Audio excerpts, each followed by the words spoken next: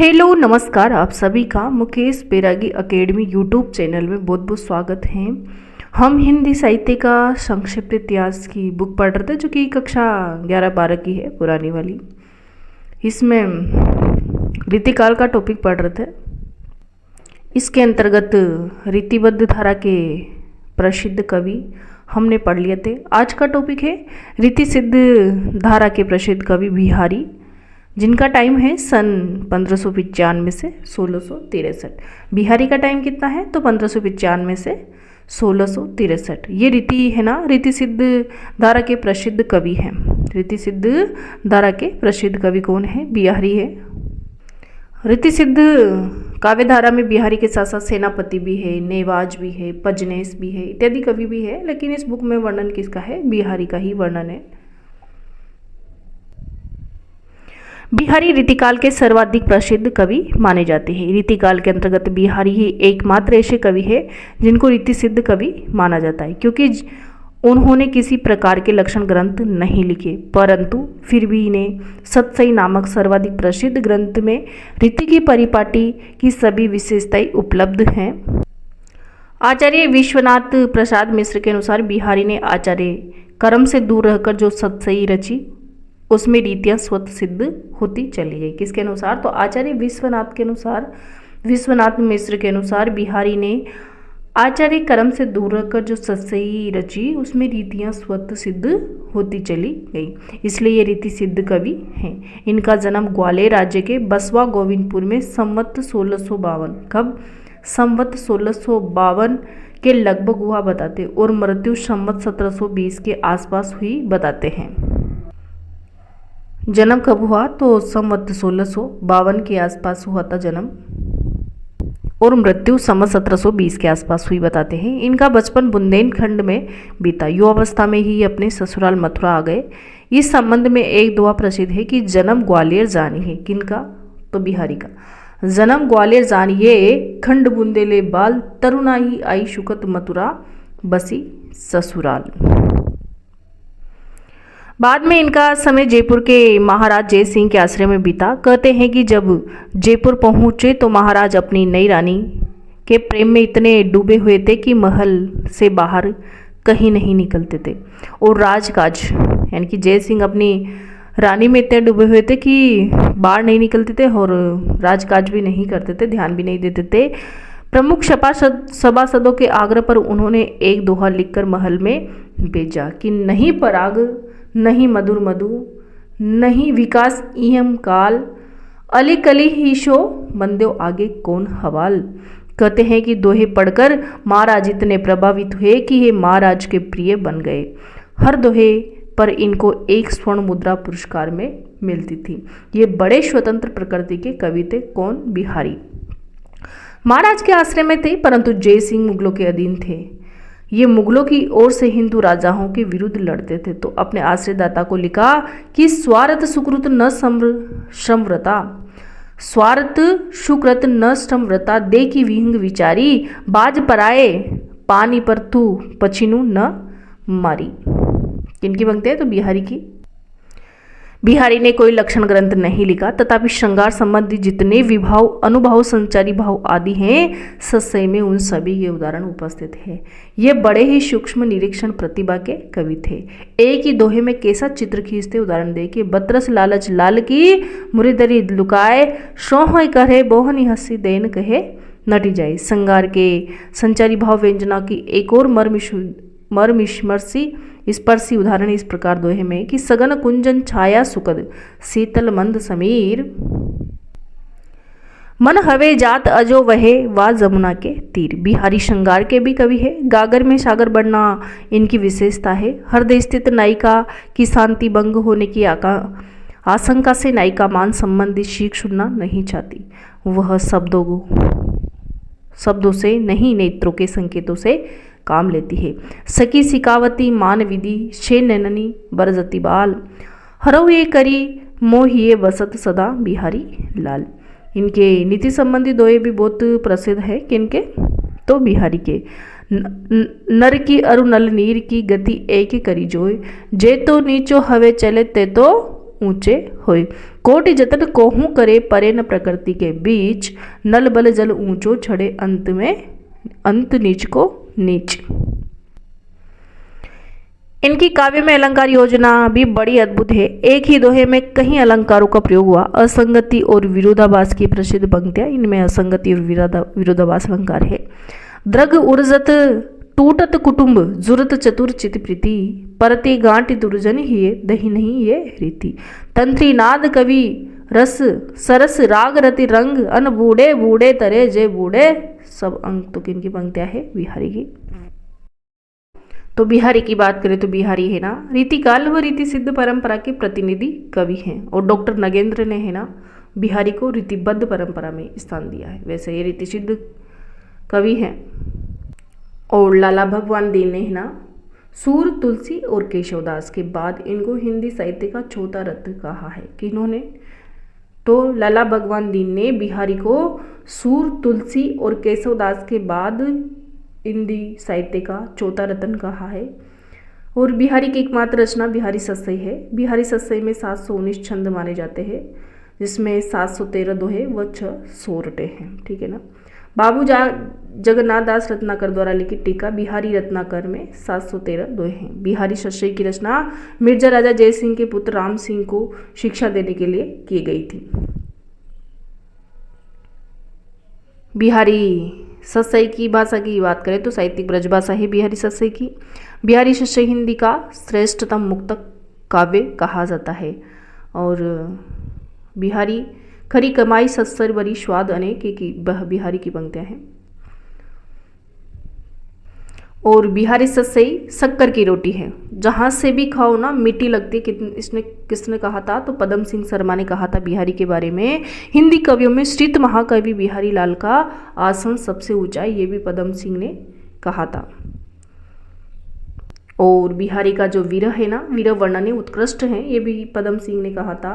और रीतिकाल के सबसे अधिक लोकप्रिय कवि बिहारी है, ये हजारी प्रसाद द्विवेदी ने बिहारी के बारे में कहा है। और बिहारी सस्सई रसिकों के हृदय का घर है, हजारी प्रसाद द्विवेदी ने कहा है। बिहारी सस्सई रामचरितमानस के बाद हिंदी का सबसे अधिक प्रचारित कृति है, श्याम सुंदर दास ने बिहारी के बारे में कहा है। और आचार्य रामचंद्र शुक्ल ने बिहारी की कविता श्रृंगारी है, परंतु प्रेम की उच्च भूमि पर नहीं पहुंचती है, आचार्य रामचंद्र शुक्ल ने कहा है। बिहारी सस्सई उनकी इतनी बड़ी कीर्ति का आधार वस्तुतः किसी कवि का यश उसकी रचनाओं की परिभाषा से नहीं होता, गुण के हिसाब से होता है, शुक्ल जी ने बिहारी के बारे में कहा है। और समस्त यूरोप के साहित्य में बिहारी सस्सई के समकक्ष अन्य कोई रचना नहीं है। बिहारी भारत के थॉमसन कहे जा सकते हैं, गिरीशन ने कहा था बिहारी के बारे में। तो अलग अलग प्रकार से विद्वानों ने अलग अलग उक्तियां कही हैं। प्रमुख रीति सिद्ध रचनाकार और उनकी रचनाओं को एक नज़र में देख लेते हैं। जैसे कि सेनापति का टाइम है 1589 ईस्वी, और इनकी रचना है कवि रत्नाकर और काव्य कल्पद्रुम किनकी है? तो सेनापति की है, रीति ग्रंथ है ये। और बिहारी हमने देख लिया, बिहारी सस्सई इनकी 1595 से 1663 इनका टाइम है। और रसनिधि पृथ्वी सिंह भी उनको कहा जाता है, इनका टाइम है 1603 से 1660। रसनिधि का ग्रंथ है रतन हजारा, रसनीति सागर, और अन्य रचनाएं हैं विष्णुपद कीर्तन, गीति संग्रह, कवित बारहमासा, हिंडोला, अरेल इत्यादि इनकी रचनाएं हैं रसनिधि की। नरपशंभु का टाइम है 1657 ईस्वी। और नखशिख और बुद्धभूषण जो कि संस्कृत में है, नायिका भेद, 7 शतक इत्यादि इनकी रचना है। नेवाज का टाइम है 1680 ईस्वी। नेवाज का है शकुंतला नाटक, ये नाटक न होकर काव्य ग्रंथ है। और कृष्ण कवि बिहारी सस्सई पर टीका लिखी थी इन्होंने, कृष्ण कवि ने। हटेजी 1780, हटेजी का टाइम में 1780 इनकी रचना है। राधा सुधा शतक। अगले हैं राम सहाय, इनकी रचना है ककहरा और अन्य रचनाएं हैं। ककहरा और अन्य रचनाएं राम सस्सई, वाणी भूषण इत्यादि इनकी अन्य रचनाएं हैं। विक्रमादित्य, विक्रम सस्सई और ब्रजलीला, बेनी वाजपेयी, फुटकर छंद है। पजनेस ने पजनेस प्रकाश लिखा और इनका पजनेस का समय है 1815 ईस्वी। और अन्य रचनाएं हैं पजनेस की नक्सिक, मधुर प्रिया तथा स्फुट छंद। अगला है रीतिमुक्त काव्यधारा। रीतिमुक्त काव्यधारा की बात करें तो वे कवि जो रीति का संपादन करने में अपनी कवित्व शक्ति का चमत्कार दिखा रहे थे। वे कवि जो रीति का संपादन करने में अपनी कवित्व शक्ति का चमत्कार दिखा रहे थे, रीति सिद्ध कहलाए। दूसरे वे जो रीति के बंधन से मुक्त थे, जो रीति के बंधन से क्या थे, मुक्त थे, रीति मुक्त या स्वच्छंद धारा के कवि कहलाए। रीति मुक्त काव्यधारा के कवि रीति शास्त्र में बंदी बंधाई शास्त्रीय परंपरा का अनुगमन न करके अपनी स्वच्छंद प्रवृत्ति को सर्वोपरि मानते हुए उन्मुक्त प्रेम के गीत गाते थे।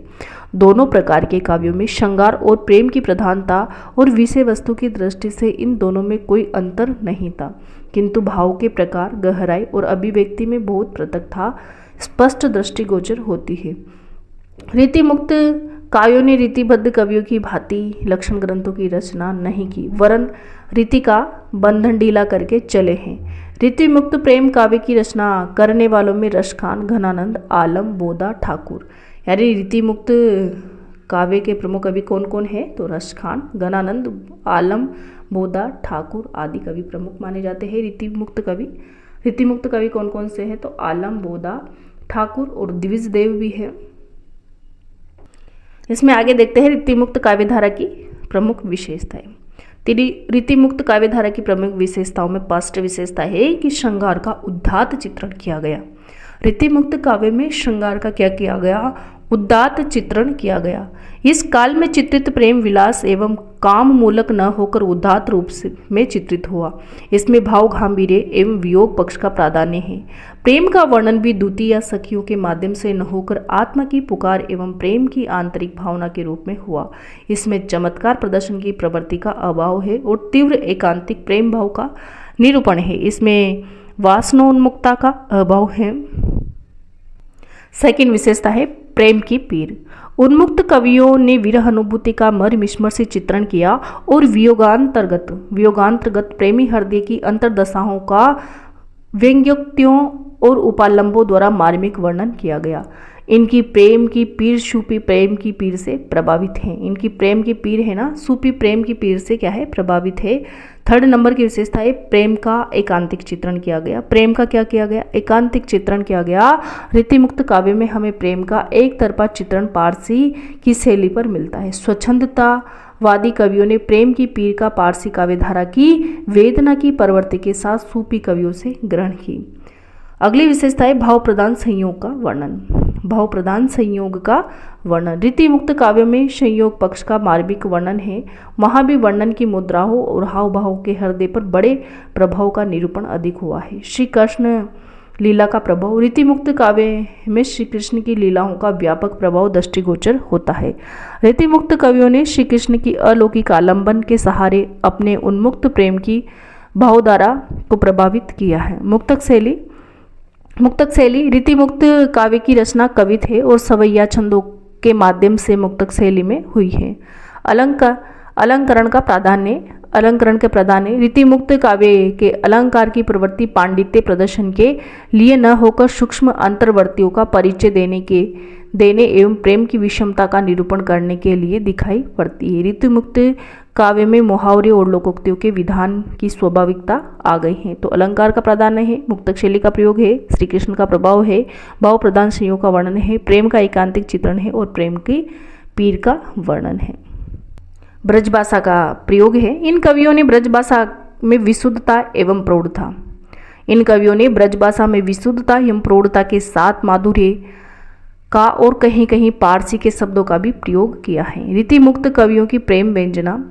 रीति मुक्त कवियों की प्रेम व्यंजना का रूप रीतिबद्ध कवियों से भिन्न था। इनकी प्रेम व्यंजना प्रमुख विशेषता इस प्रकार है।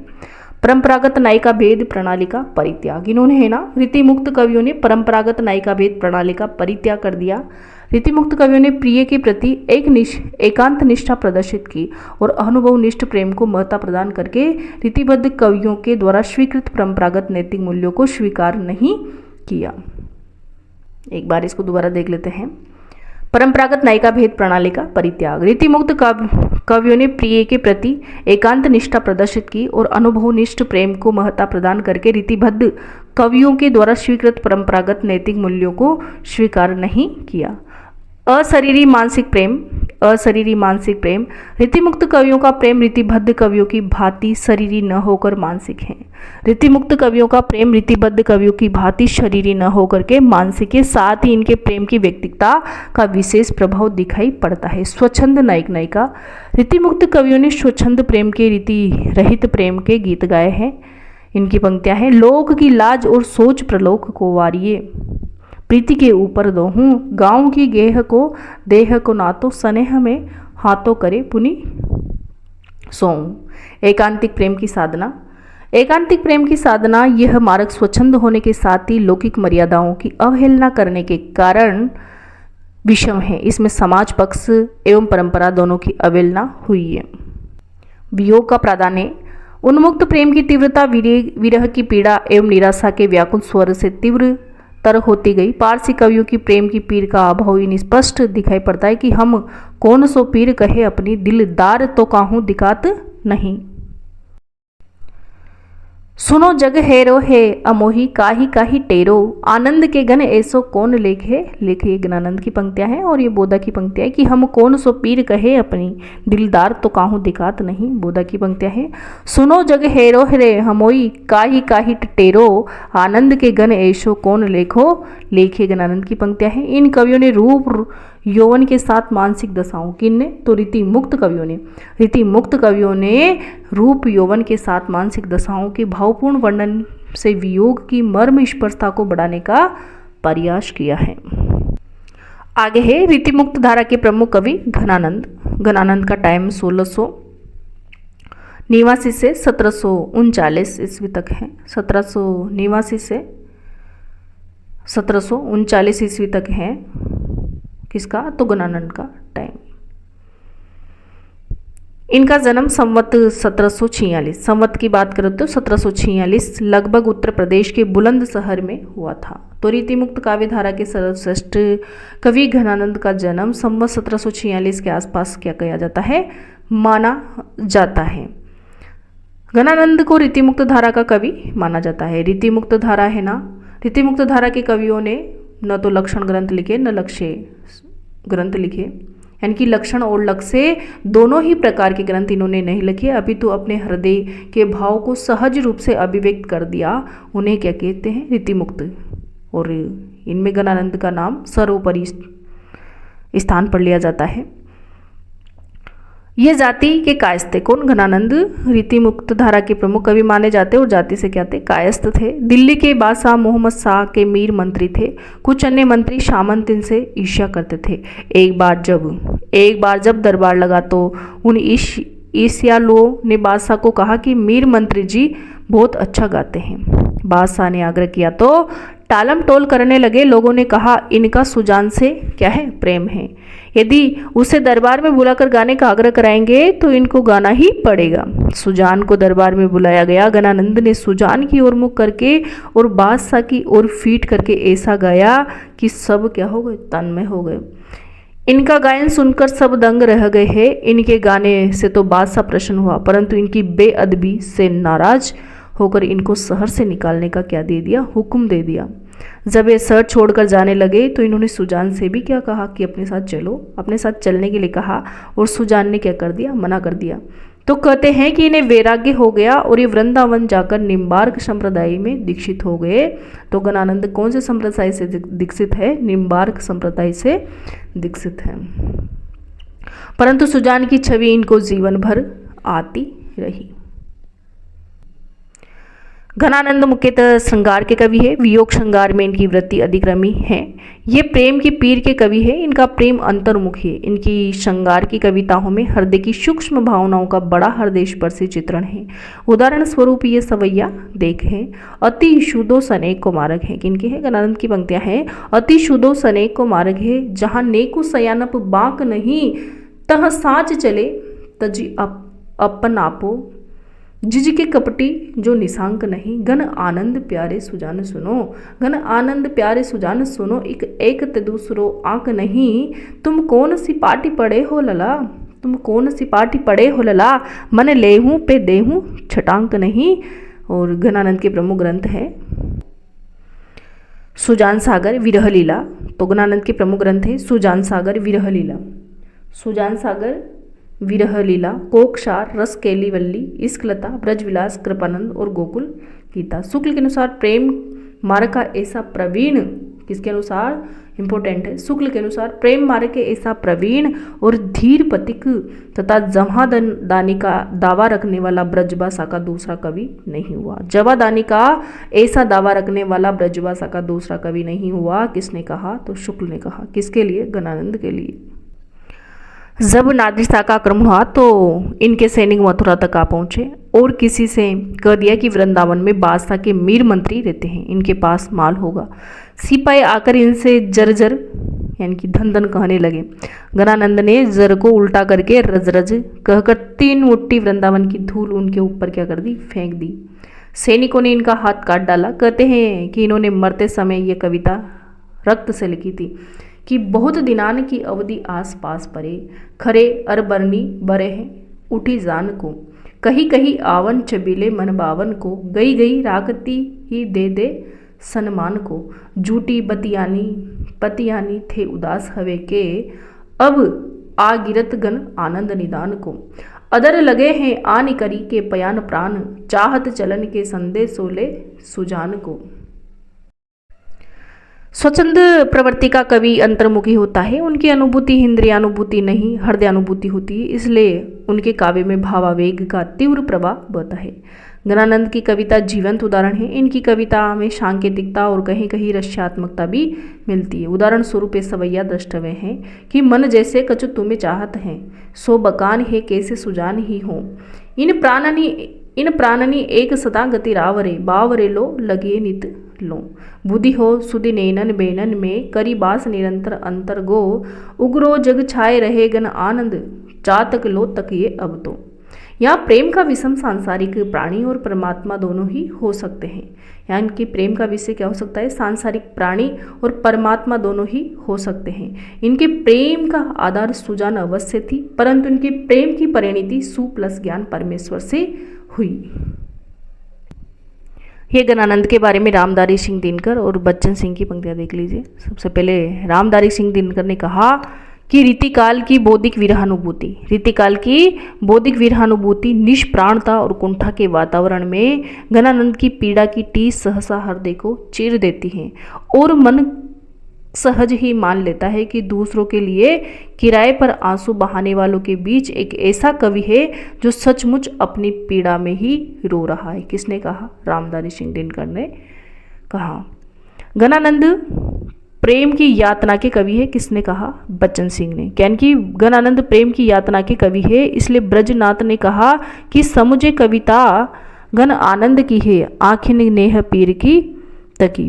प्रेम का ऐसा आवेग न ठाकुर में है न बोधा में, प्रेम का आवेग ऐसा न तो ठाकुर में है न बोधा में है। आवेग की प्रखरता सांसारिक नियमों को बांध तोड़ फोड़ देती है, कहीं इसमें बेचैनी तड़प और विहरलता या प्रलय कारणी जंजा है, तो कहीं विषाद का गहनतम मौन यानी यातना की चरम परिणति, ये बच्चन सिंह ने कहा।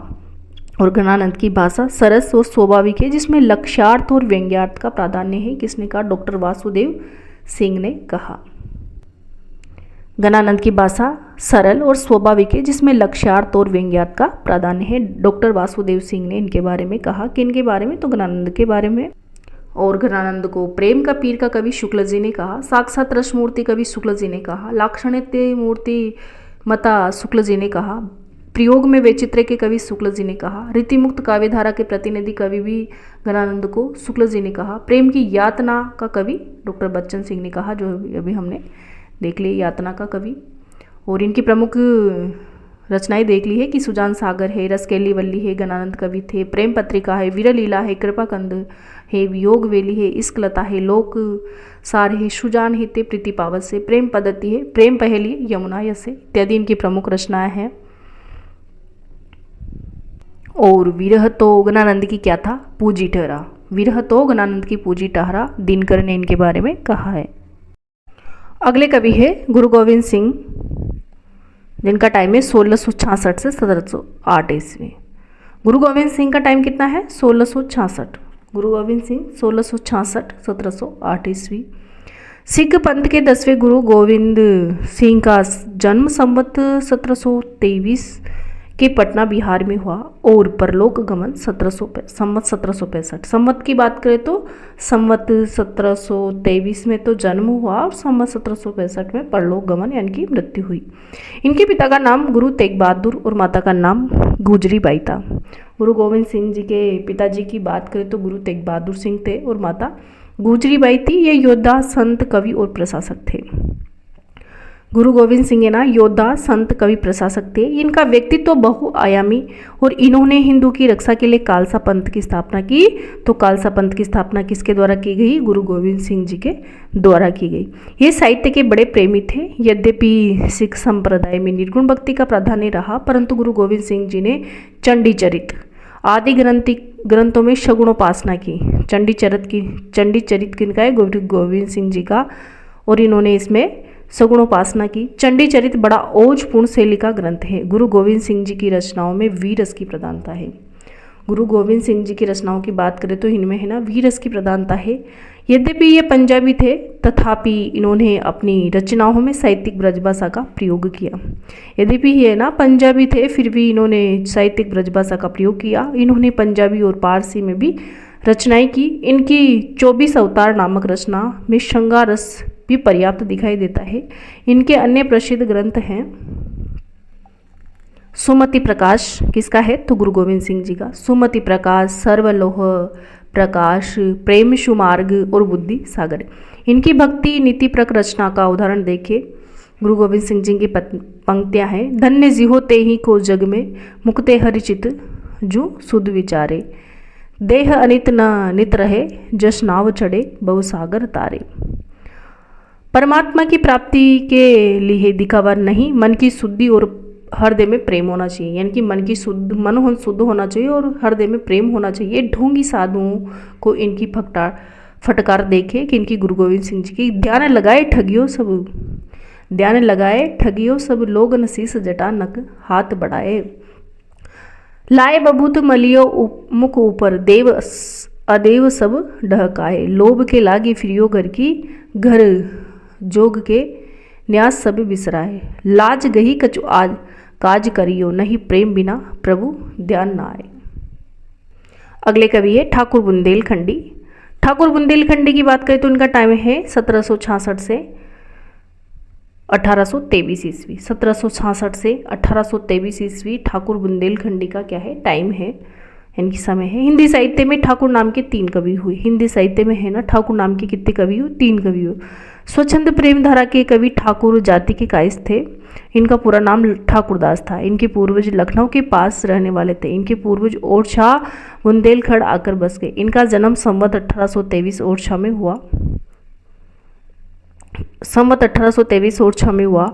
यह जैतपुर के राजा केसरी सिंह के दरबार में रहने लगे। जोधपुर और बीजावर के दरबार में इनका बड़ा नाम था। जैतपुर के राजा केसरी सिंह जी के बाद इनके पौत्र राजा परिचित के दरबार में इनको बड़ा सम्मान हुआ कि इनको ठाकुर बुंदेलखंडी को पद्माकर के आश्रयदाता हिम्मत बहादुर के दरबार में भी इनका बड़ा आदर था। इनका परलोक गमन संवत 1880 के लगभग हुआ। तो ठाकुर बुंदेलखंडी का जन्म तो संवत 1823 में हुआ और परलोक गमन 1880 के लगभग हुआ। इनकी एक रचना ठाकुर टसक। ठाकुर बुंदेलखंड की रचना कौन सी है? तो ठाकुर टसक नाम से लाला भगवान दीन ने प्रकाशित करवाई थी। गणानंद की तरह ठाकुर भी काव्यगत मान्यता स्थापित की। इनको परंपरागत परिपाटियों पर कविता करना स्वीकार नहीं था। ये आचार्य शुक्ल लिखते कि ठाकुर बहुत सच्ची उमंग के कवि थे। इनके बारे में यानी कि ठाकुर के बारे में है आचार्य रामचंद्र शुक्ल लिखते हैं कि ठाकुर बहुत ही सच्ची उमंग के कवि थे। इनमें कृत्रिमता का लेश मात्र भी नहीं था, ना बाह्य आडंबर था, ना कल्पना की झूठी उड़ान। इन्होंने काव्य को आत्मानुभूति से प्रेरित माना। ये रीतिबद्ध कवियों का व्यंग्य करते हुए कहते हैं कि सिकी लीनो मीन मृग खंजन कमल लेन, सिकी लीनो एस हो प्रताप को, कहानी है। सीकी लीनो कल पुरस काम दीनु चिंतामणि, सीकी लीनो मेरू हो कुबेर गिरी आनो है। ठाकुर कहत यहाँ की बड़ी है कठिन बात, यहाँ को नहीं भूली कहूँ बांधियत बानो है। डेल सो बनाए आए मेलत सभा के बीच, लोगन कबित की वो केल करी जानो है।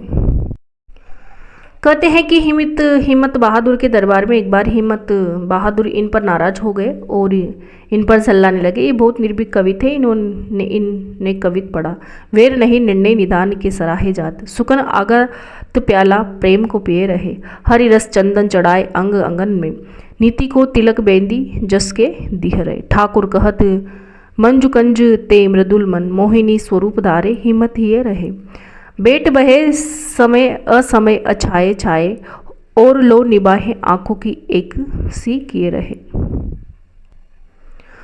हिम्मत बहादुर ने जब कटु वचन कहे तो कवि ठाकुर ने म्यान से तलवार निकाल ली और ये कवित कहा, सेवक सिपाही हम उन राजपूतन के, दान जुद जुरीबे में नेकु जे न मुर्के, नीति देन वारे हैं मही के मही पालन को ही के विशुद्ध है सने ही सांचे उर के। ठाकुर कहत हम बेरी बेवकूपन के, जालिम दमाद है अदानिया ससुर के, चोजी महा मोजिन के महाराज, हम कविराज हैं पे चाकर चतुर के। ठाकुर मूलत प्रेम निरूपक कवि थे।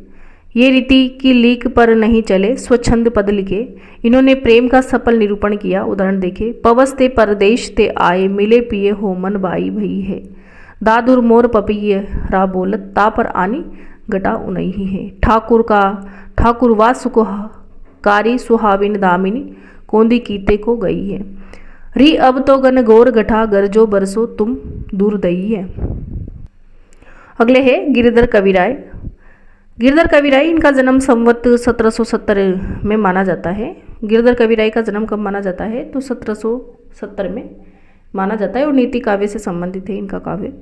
ये बहुत लोकप्रिय कवि थे। इनकी नीति संबंधी कुंडलियाँ बहुत प्रसिद्ध है। किनकी तो गिरधर कविराय की नीति संबंधी कुंडलियाँ बहुत प्रसिद्ध है। गिरधर को मध्यकाल के शतग्रस्तों का सलाहकार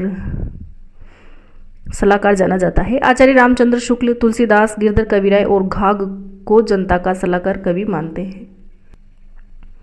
तुलसीदास धर्म और अध्यात्म के क्षेत्र में, गिरधर कविराय लोक व्यवहार और नीति के क्षेत्र में तथा घाघ खेती बाड़ी के क्षेत्र में उत्तम नीति निर्देशक कवि हैं। यानी कि तुलसीदास धर्म और आध्यात्म के क्षेत्र में, गिरधर कविराय लोक व्यवहार के क्षेत्र में, लोक व्यवहार और नीति के क्षेत्र में तथा घाघ खेती बाड़ी के क्षेत्र में और उत्तम नीति निर्देशक कवि है। गिरधर कविराय को संसार का व्यापक अनुभव था। इनकी कुंडलियों में काव्य की मात्रा कम और तथ्य कथन की प्रवृत्ति अधिक थी। इनकी भाषा सरल और बोधगम्य है। कहीं कहीं खड़ी बोली का प्रयोग किया है। दान की महिमा और परमार्थ के लिए जीवन तक अर्पण की शिक्षा हेतु ये पद विचारने हैं। पानी बाड़ो नाव में, घर में बाड़ो दाम। किनकी ये पंक्तियाँ तो कवि गिरधर कविराय की है। दोनों हाथ उछालिए यही सयानो काम, यही सयानो काम राम को सुमिरन कीजिए, पर स्वार्थ के काज शीस आगे धर दीजिए। कही गिरधर कविराय बड़ेन को यहीं बानी, चले चाल सुचाल राखिए अपनो पानी। इन्होंने न तो अनुप्रास आदि अलंकारों से भाषा को सजाया है और न उपमा उत्प्रेक्षा से चमत्कार पैदा करने का प्रयास किया है। इनकी सर्वप्रियता का कारण सीधी भाषा में तथ्य कथन है। इनका उदाहरण देखिए,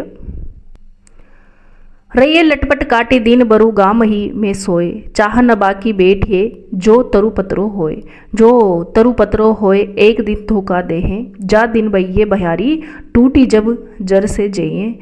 कह गिरधर कविराय छाहा मोटे की गइये, पाता सब जरी जाए तहु छाया में रहिए। अगले कवि है बनवारी।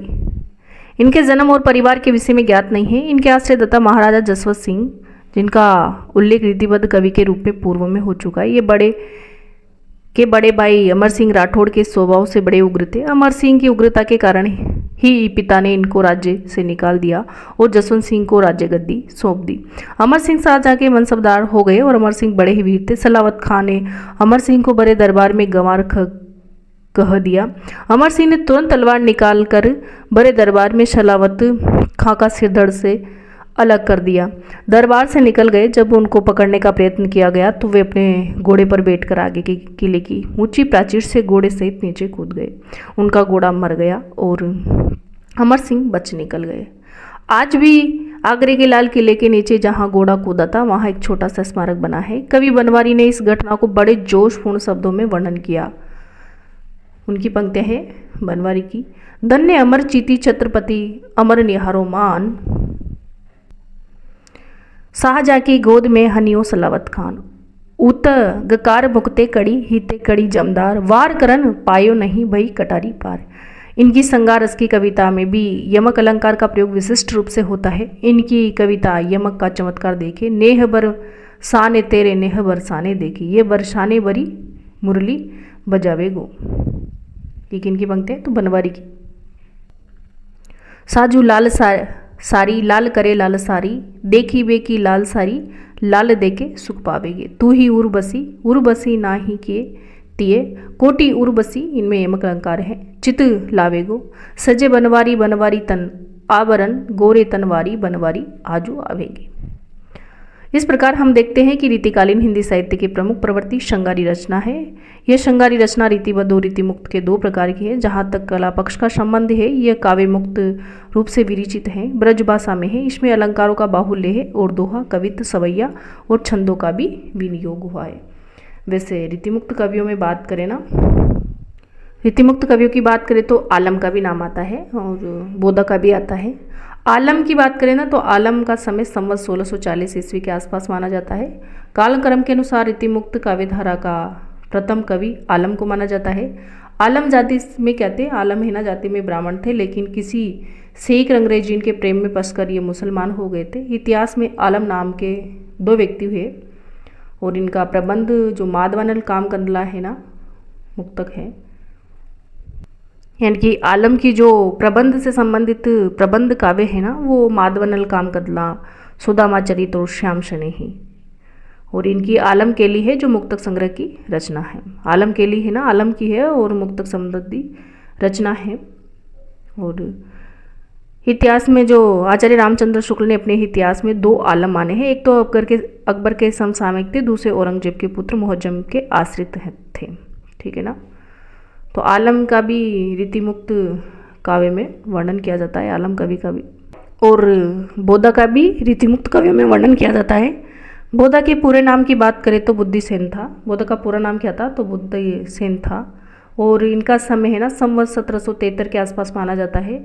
बुद्ध है ना पन्ना के राजा, पन्ना नरब खेत सिंह के, यानी कि पन्ना के राजा खेत सिंह के आश्रय में रहते थे और इनका उपनाम बोधा रखा था। किसने? तो खेत सिंह ने इनका उपनाम बोधा रखा था, यानी कि बोधा का पूरा नाम बुद्धिसेन था। पन्ना नरब खेत सिंह ने इनका उपनाम बोधा रखा था। बोधा भी गणानंद की भांति प्रेम के पीर के कवि थे। और बोधा के अधिकांश कवित्व सवैया प्रेमिका सुबान को संबोधित करके ही लिखे गए थे। यानी कि राजा खेत सिंह ने कवि बोधा को कुछ समय के लिए राज्य से निष्कासित कर दिया था, क्योंकि राज्य से निष्कासित रहने पर इन्होंने माधवानल कामकंदला की रचना की। इनकी भी है, बोधा की भी माधवानल कामकंदला और विरह वारिश नाम से रचना की है इन्होंने। और इनका जो निष्कासन हो गया था ना, इनको निष्कासन किया था इनका, तो निष्कासन पूरा होने पर बोधा राजा खेत सिंह के पास लौट आते हैं। खेत सिंह इनका विरह सुबान के साथ विवाह किनके साथ करवा देते हैं? सुबान के साथ करवा देते हैं। इसी प्रसंग में बोधा ने विरही सुबान दंपति विलास यानी कि इश्कनामा की रचना भी की। तो विरह वारिश और इश्कनामा बोधा की प्रमुख रचनाएं हैं। विरह वारिश जो माधवानल कामकंदला का ही दूसरा नाम है, इश्कनामा जो विरह सुबान दंपति ही का ही दूसरा नाम है। बोधा की प्रमुख पंक्तियां थी, प्रेम को पत कराल महा तलवार की दार पर दामनो है। और रीति मुक्त काव्य के बाद में रीति इतर से संबंधित काव्य आते हैं, जिसमें वीर काव्य और नीति काव्य से संबंधित रचनाकार आते हैं। जैसे वीर काव्य के प्रमुख रचनाकार में उनकी रचनाएं, जैसे लाल कवि, इनको गोरे लाल कहा जाता है। और लाल कवि की रचना है छत्रप्रकाश। छत्रप्रकाश प्रबंध काव्य है। सुदन का है सुजान चरित जो भी प्रबंध काव्य है। कुमान जो मान नाम से रचनाएं करते हैं। नरसिंह चरित्र और लक्ष्मण शतक ये दोनों प्रबंध काव्य है, कुमान का है। जोधराज जो हमीरासो प्रबंध काव्य है। और बाकीदास का है सूर चतीसी और वीर विनोद, दोनों मुक्तक काव्य है। किनके है? वीर काव्य से संबंधित है और रीति इतर काव्य है ये। और रीति इतर काव्य में नीति काव्य के प्रमुख रचनाकार और रचनाएं भी आती है, जैसे गिरधर कविराय अभी पढ़ लिया, स्फुट कुंडलिया थी इनकी रचनाएं। सम्मन सम्मन की पिंगल काव्य भूषण और स्फुट दोहा थे। बेताल स्फुट कुंडलिया थी इनकी। दीनदयाल गिरी की रचनाएं हैं अन्योक्ति कल्पद्रुम जो 1855 ईस्वी में रची गई, अनुराग बाग जो 1831 में, और वैराग्य दिनेश जो 1849 में, और विश्वनाथ नवरत्न 1822 में, दृष्टांत तरंगिणी 1822 में। जानकारी के लिए देख लो। वृंद भी नीति काव्य से संबंधित कवि है। वृंद ने सतसई में वृंद सतसई लिखी जो 1704 ईस्वी में, भाव पंचासिका 1686 में, 12 मासा 1668 में, संगार शिक्षा 1691 में, नयन पचीसी 1686 में, पवन पचीसी 1691 में, और यमक सतसई 1707 ईस्वी में। यानी कि नीति काव्य से संबंधित प्रमुख रचनाकार है गिरधर कविराय, जिनकी रचनाएं स्फुट कुंडलियाँ, सम्मन की पिंगल काव्य भूषण स्फुट दोहा, और बेताल की स्फुट कुंडलियाँ, और दीनदयाल गिरी की अन्योक्ति कल्पद्रुम, और अनुराग बाग, वैराग्य दिनेश, विश्वनाथ नवरत्न, और दृष्टांत तरंगिणी। वृंद सतसई पट्टी लिखी थी इन्होंने। भाव पंचासिका यानी कि वृंद की जो नीति संबंधी रचनाएं हैं वो है वृंद सतसई, भाव पंचासिका, 12 मासा, संगार शिक्षा, और नवन पचीसी, और पवन पचीसी, और यमक सतसई। तो ये था आज का टॉपिक, जिसमें हमने हिंदी साहित्य के संक्षिप्त इतिहास की बुक से रीति सिद्ध धारा के प्रसिद्ध कवि और रीति मुक्त काव्य धारा की विशेषताएं और प्रसिद्ध कवि का टॉपिक पढ़ा है। तो वीडियो देखने के लिए आपको बहुत बहुत धन्यवाद। अगर वीडियो पसंद आई तो लाइक करें, शेयर करें, और कमेंट बॉक्स में कमेंट भी ज़रूर करें, और चैनल को सब्सक्राइब करें। अगर आप पहली बार चैनल में आए हो तो क्या करें, चैनल को सब्सक्राइब करें। Thank you.